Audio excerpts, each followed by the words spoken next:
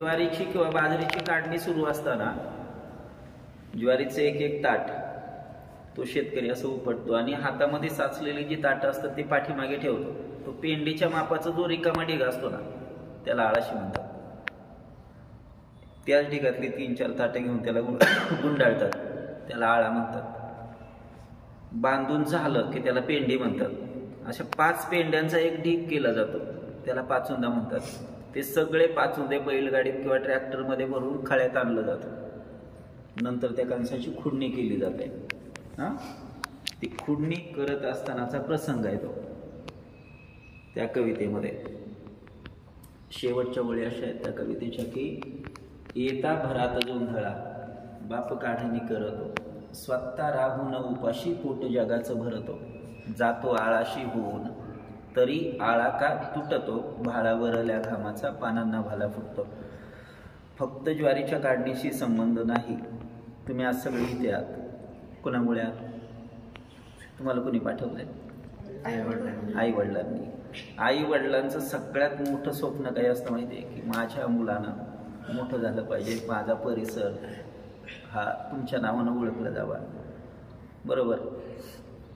आणि जर समजा आई वडील शेतकरी असतील तर त्यांना कष्ट करावं लागतं. आज महाराष्ट्रामध्ये शेतकऱ्यांच्या आत्महत्या होत आहेत, बरोबर ना, कर्जबाजारीपणानं, दुष्काळानं.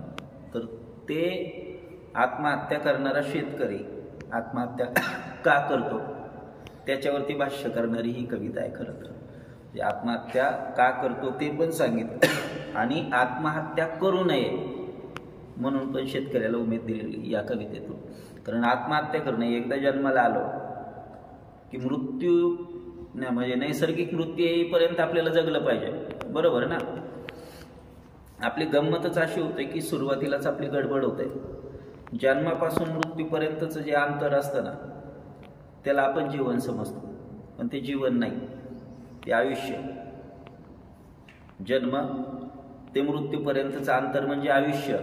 आणि त्याच्यातलं आपण स्वतःसाठी आणि समाजासाठी इतरांसाठी किती जगलो ते जीवन, बरोबर ना.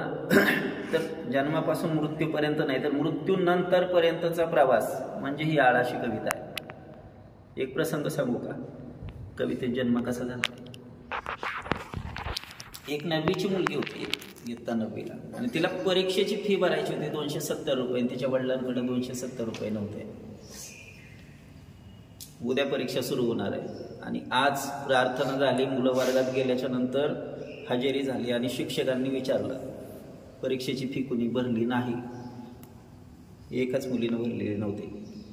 तर ते वडिलांनी, त्या शिक्षकांनी दप्तर घेतलं आणि त्याला घरी पाठवलं.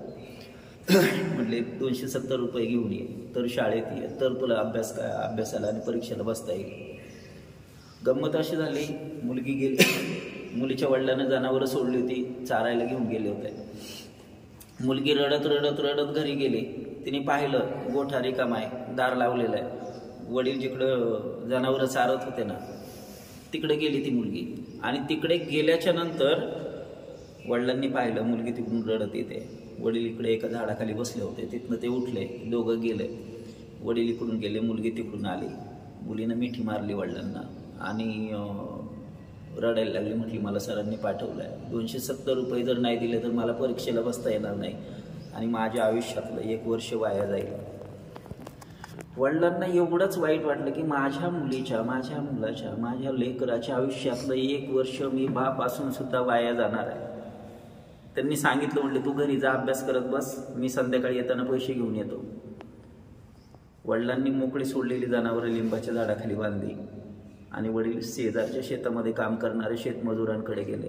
म्हटले, त्यांनी सांगितलं, म्हटलं की 270 रुपये द्या, माझ्या मुलीला उद्या परीक्षा आहे आणि परीक्षेची फी जर नाही भरली तर माझ्या मुलीच्या आयुष्यातलं 1 वर्ष वाया जाईल.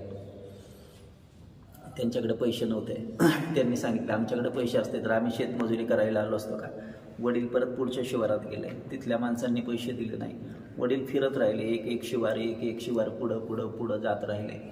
आणि ज्यावेळी ते जात राहिले सूर्य मावळ तिकडे गेला, 5 वाजले. शेतमजूर, शेतमालक सगळे आपापल्या घरी निघून गेले. पूर्ण त्या शिवारात त्या मुलीचा एकटा बाप राहिला. पैसे मिळाले होते का? नव्हते मिळाले.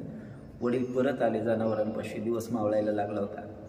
वडिलांनी जनावरं सोडून दिली, बांधलेली. पण जनावरं कशी सोडली माहिती आहे? त्या लिंबाच्या झाडाच्या मुळीला बांधलेला कासरा नाही सोडला, जनावरांच्या गाड्यातला सोडला. जनावरं अंधारात सोडून दिली. जनावरं लांब गेल्याच्या नंतर त्या बापानं, त्या वडिलानं खालचा कासरा सोडला, लिंबाच्या झाडावर टाकला आणि गळफास लावून आत्महत्या केली. तो प्रसंग सगळा पाहिला. त्यावेळी ज्वारीची खुडणी सुरू होती माझ्या शेतात. म्हणजे 270 रुपयासाठी त्या बापानं गळ्याला गळफास लावून घेतलाय. आणि इकडं आपल्याला ते ज्वारीच्या ताटाला असणारे कणसाचं धान्य मिळावं, दाणे मिळावेत म्हणून आपण काय करतो, ते कणीस असा हातात धरतो आणि बरोबर त्या कणसाच्या मानेला विळा लावतो. बरोबर, कणसाच्या मानेला विळा लावतो, असं झटका देतो, ताटापासून कणीस बाजूला करतो. तिकडं 270 रुपयासाठी त्या बापानं गळफास लावून घेतलाय. आलं लक्षात? तिकडं पायाखालचं निघून जातो, मानेला झटका बसतो, देहातून प्राण बाजूला जातो. आणि इकडे धान्य मिळावं म्हणून आपण मानेला, कणसाच्या मानेला विळ्याचा झटका देतो, ताटापासून कणीस बाजूला होतं. तिकडं देहातून प्राण बाजूला आहे, इकडं ताटापासून कणीस बाजूला आहे. झटके बसत जातात, एक एक कणीस तुटत जातं, पेंडी रिकामी होत आहे, देहातून प्राण निघून जातो, देह रिकामा होतो. मग ते कुणाला तरी कळतं. कळल्याच्या नंतर ते झाडावरचं प्रेत खाली काढतात आणि अंगणात टाकतात. तसं इकडची वैरणीची पेंडी खुडून झाल्याच्या नंतर कंस खळ्यात राहतात, पण वैरणीची पेंडी जनावरापुढे फेकून दिली जाते खळ्याच्या बाहेर. म्हणजे इकडं एका बाजूला बाप जिवंत होता तोपर्यंत घरात होता, बाप गेल्याच्या नंतर अंगणात आहे. जोपर्यंत कंस होते तोपर्यंत पेंडी खळ्यात होती. कंस खुडून घेतल्याच्या नंतर पेंडी जनावरांपुढे आहे. बरोबर, ती जनावरं वर पडतायत ते पेंडी खाण्यासाठी. 3-4 आळ्यावरची पेंडी एका आळ्यावरती येते, एका आळ्यावरती